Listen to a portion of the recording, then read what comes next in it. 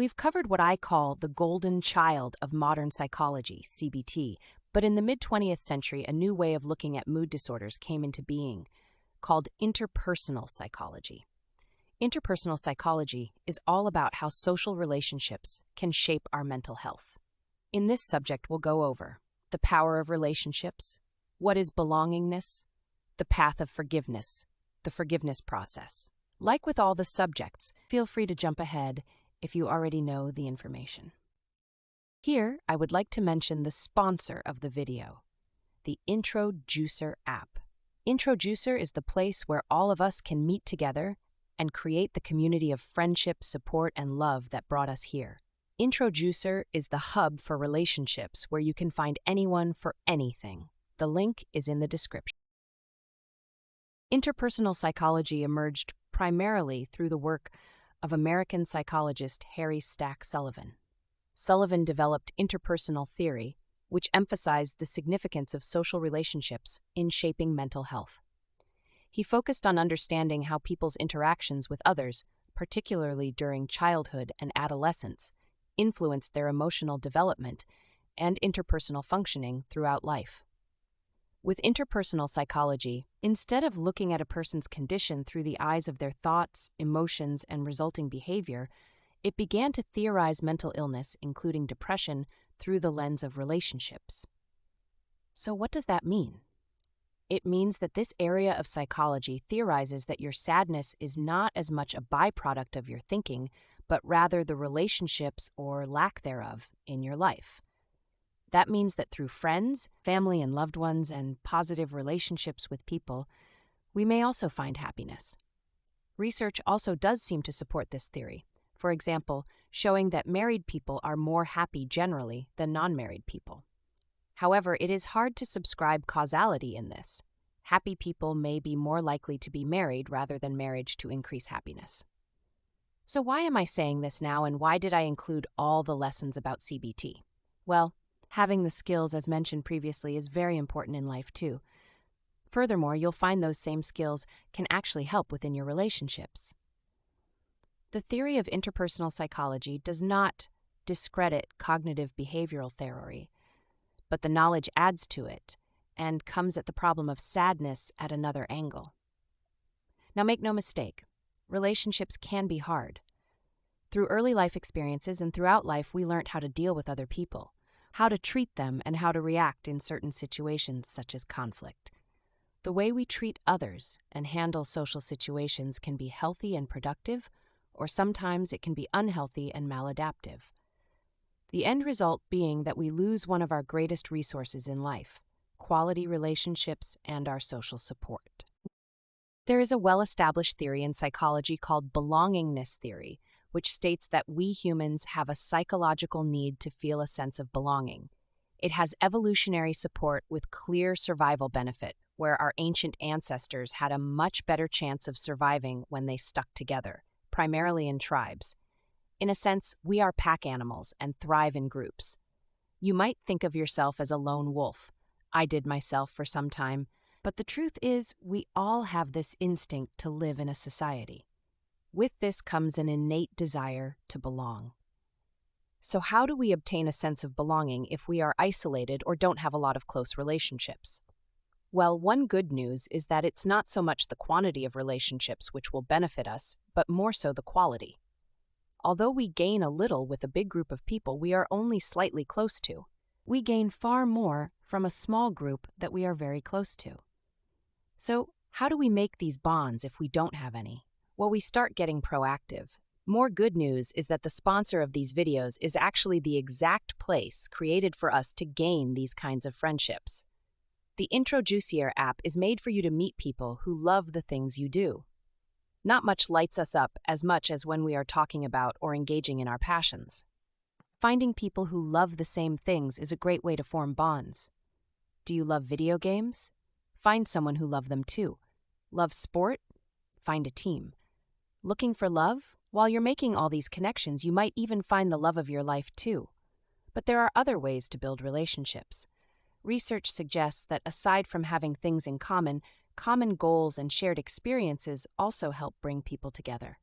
The more dramatic the experience, the better, which is why war veterans can often share a profoundly deep bond that lasts decades. Time also helps. There is a thing in psychology called the mere exposure effect, which hypothesizes that regular exposure to another person is enough to boost liking. There is so much to cover on this topic, so we will create a separate video in the future about how to win friends and even romances. Until then, the thing to remember is that if you're feeling down or lacking happiness, growing your social circle, your support network, and building a sense of belonging can do wonders for happiness.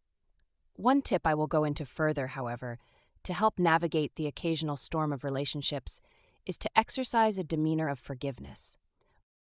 True peace is unattainable when we harbor anger, bitterness, or resentment. Similarly, relationships cannot thrive if unforgiveness stands in the way.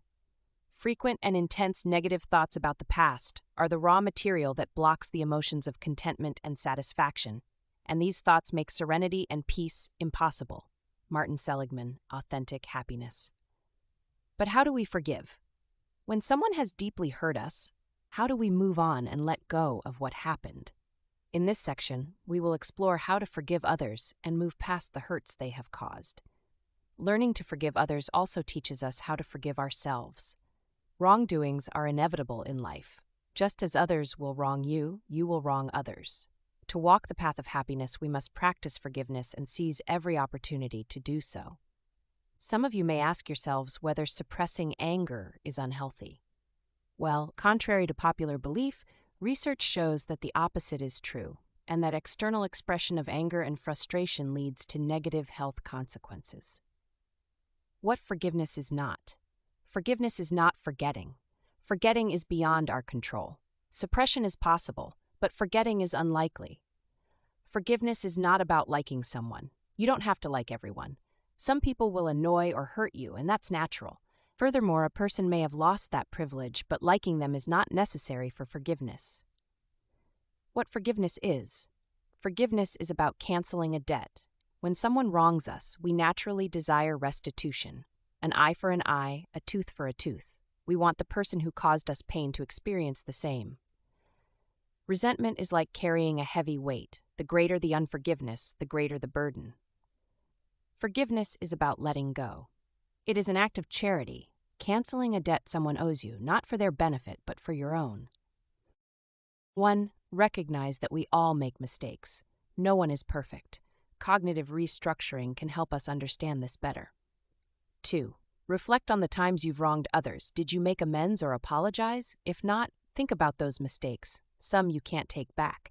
Now think about forgiving others, even if they show no remorse. The greater the charity, the greater you become. 3. Shift your focus. Forgiveness involves choosing not to focus on the wrong committed.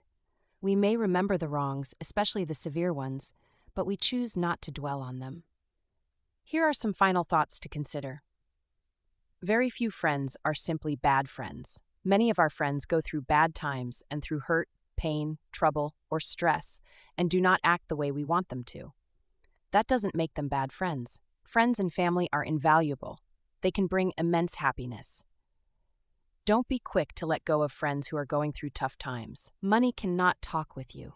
It does not worry about how you feel, what's happening in your life, and worry about your best interests. Show me a person surrounded by the love of their family and friends, and I will show you someone who is truly wealthy. Have you heard the saying, it's not what you know, it's who you know? Well, you could also say, it's not what you have in your life that makes you wealthy. It's who you have in your life. So that finishes our subject on how we can change our behavior to grow our happiness. Just quickly. Although this course is free for you, it was not free to get it to you. If I have helped you, all I ask is to think about supporting me with a small donation to a Patreon account or buying the book of this course on Amazon so you will have it wherever you go and on demand.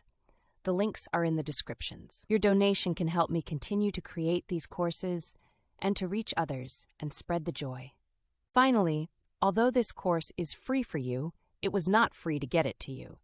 If I have helped you, all I ask is to think about supporting me with a small donation to my Patreon account or grabbing my Happiness Handbook on Amazon. The links are in the description. Your help allows me to continue creating these courses, reaching others, and spreading the joy in every language.